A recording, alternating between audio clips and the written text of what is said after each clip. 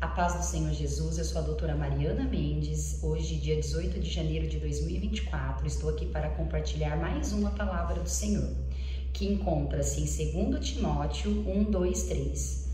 A Timóteo, meu amado filho, graça, misericórdia e paz da parte de Deus Pai e de Cristo Jesus, nosso Senhor. Dou graças a Deus, a quem sirvo com a consciência limpa, como serviram os meus antepassados, ao lembrar-me constantemente de você, noite e dia, em minhas orações. Timóteo, irmãos, foi um dos discípulos de Paulo, e entre eles havia uma grande amizade. Paulo, durante a sua caminhada evangelística, ele foi se levantando pessoas e se relacionando, instruindo-as de acordo com a palavra do Senhor, de acordo com a palavra que era revelada. E ele mantinha o contato em suas caminhadas com todos os discípulos. E ele escrevia cartas, irmãos. E essa carta de Paulo, ela foi direcionada ao seu amigo discípulo Timóteo. Irmãos, como é lindo ver o amor de Paulo a seu amigo Timóteo. É muito maravilhoso nós observarmos quando ele diz: ao lembrar-me constantemente de você, noite e dia em minhas orações. Paulo lembrava do seu amigo Timóteo. Paulo orava pelo seu amigo. Paulo, ele meditava na vida do amigo, se preocupando, orando pelas causas, pois ele sabia todas as dificuldades que aquele amigo estava encontrando naquele momento. Irmãos, Deus, quando ele coloca amigos, ele espera que você seja um bom amigo, pois Deus é aquele que é o nosso amigo. A palavra diz que uma vez quando nós reconhecemos Jesus como nosso Salvador, nós passamos de ser inimigos de Deus para sermos amigos de Deus. E Deus, ele quer que tratemos os nossos amigos assim como ele nos trata. A palavra em Provérbios, irmãos, vai dizer em 17:17 que em todo tempo ama o amigo e para a hora da angústia nasce o irmão. Em Provérbios 18:24 diz: o homem de muitos amigos deve mostrar-se amigável, mas há um amigo mais chegado do que um irmão. Irmãos, Deus, ele quer que façamos amigos. Deus, ele espera que nos relacionemos bem com os amigos. A palavra do Senhor no Evangelho de João diz: se você não ama o próximo, se você não pensa no outro, você não tem parte comigo.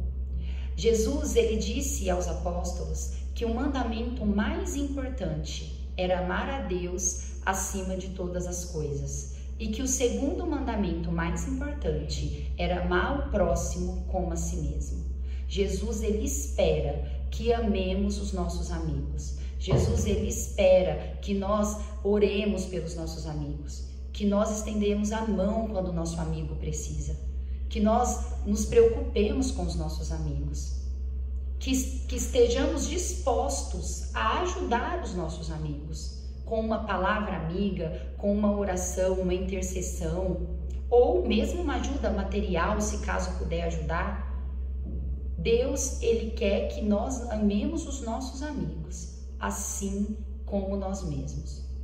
Jesus, ele é um ser relacional e ele nos fez para relacionar com as pessoas. Deus, ele não nos fez para sermos egocêntricos, egoístas e individualistas. Deus, ele fez para a gente viver em comunidade, nós vivermos em família, nós vivermos entre os amigos, nós sermos igreja o tempo todo. A igreja espiritual, a verdadeira igreja.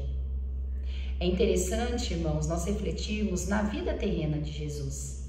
Jesus, quando ele iniciou seu ministério por volta de 30 anos, a primeira coisa que ele começou a fazer é fazer uma rede de amigos, uma rede de apoio, onde nós conhecemos como 12 apóstolos.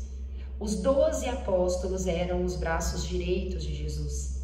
Eram aqueles que Jesus quis ensinar diretamente para que ele veio e quem ele era. E Jesus, quando ele iniciou a busca dos apóstolos, ele hora nenhuma avaliou o que essa pessoa tinha para oferecer. Nós não podemos ter uma visão mundana para escolher os nossos amigos. O que esse amigo tem para me oferecer? Isso não é amizade. Jesus, ele andava com pecadores, ele andava com pessoas que eram odiadas pela sociedade judaica. Ele andou com pobre. Jesus, ele hora nenhuma pensou em tirar proveito daquelas pessoas. Hora nenhuma ele pensou no potencial que aquelas pessoas tinham, mas ele pensou no que ele podia fazer na vida daqueles 12 apóstolos, na vida de seus amigos. Muitas vezes, irmãos, Deus ele nos coloca na vida de pessoas que têm uma vida torta para nós, através da nossa amizade, nós podermos abençoar essa pessoa, nós podermos direcionar a vida dessa pessoa. Amem os seus amigos como Cristo ama a sua igreja. Eu gosto muito da amizade, irmãos, de Jesus, Maria, Marta e Lázaro. A Bíblia vai nos contar que Jesus ele tinha um laço de amizade com esses 3 irmãos. Ela não nos conta quando iniciou essa amizade. Nós não sabemos se eles eram amigos desde a infância, desde a adolescência, mas nós sabemos que eles eram 4 amigos que se amavam. Em João 11, a Bíblia vai nos contar a morte e ressurreição de Lázaro. E nessa passagem, no versículo João 11:5, Jesus vai dizer, a palavra vai dizer: ora, Jesus amava a Marta e a sua irmã e a Lázaro. Jesus amava esses 3 irmãos. No João 11:11, Jesus vai dizer para os apóstolos: Lázaro, o nosso amigo dorme, mas vou despertá-lo do sono. A Bíblia vai dizer que Jesus chegou com atraso, entre aspas, na morte de Lázaro. Quando Jesus chegou em Betânia, Lázaro já estava morto há 4 dias. E Maria e Marta ficaram desesperadas, porque elas sabiam que Jesus era o Messias. E elas sabiam que Jesus poderia ter curado Lázaro. Mas elas não compreendiam que o poder de Jesus, ele prevalecia até sobre a morte. Na cabeça delas, numa cabeça limitada como a nossa, Jesus poderia fazer milagre enquanto havia vida. Mas Jesus, ele naquele momento, ele demonstrou para nós que ele tem poder até sobre a morte. E ele ressuscitou Lázaro. Porém, Jesus era 100% homem. Jesus, mesmo sendo Deus, aqui na terra, ele sentia as nossas dores. Ele sentia o que nós sentimos. E quando Jesus, homem, deparou com aquela cena de horror, aquele velório, os amigos de Lázaro chorando, suas irmãs desesperadas, e ele se depara que Lázaro havia morrido, a Bíblia vai nos contar, em João 11:35, que Jesus chorou, mostrando a parte carnal de Jesus, a parte humana de Jesus. Jesus chorou pela morte de um amigo, mesmo ele sabendo que ele iria ressuscitá-lo.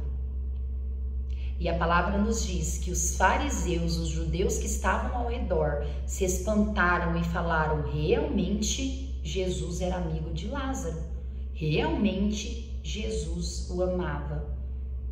Pois eles se depararam com o choro de sofrimento de Jesus.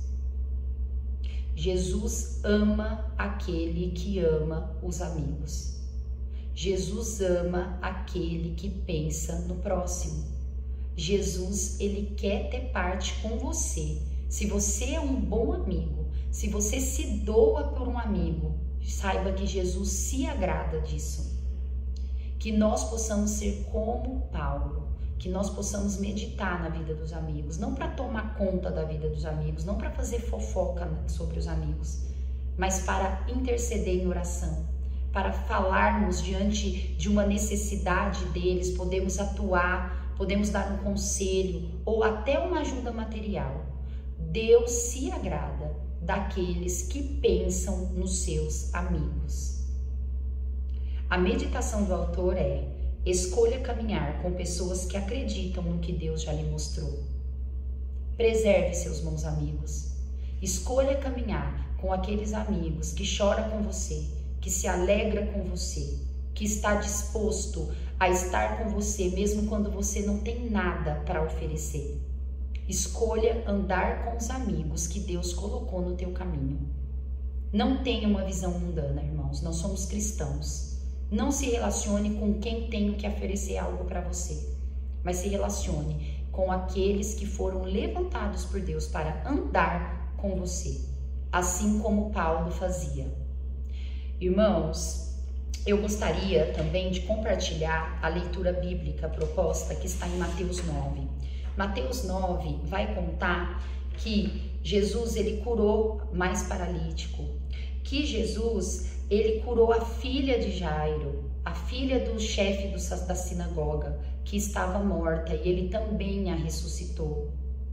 Que Jesus ele curou a mulher do fluxo de sangue, que é uma história tremenda, irmãos. Essa mulher ela tinha uma hemorragia há 12 anos. Eu, como médica, eu fico pensando em qual patologia que ela tinha. E muitas vezes eu imagino que ela tinha um leiomioma, que é um tumor benigno, que causa muito sangramento na mulher jovem. Mas isso é conjectura minha, irmãos.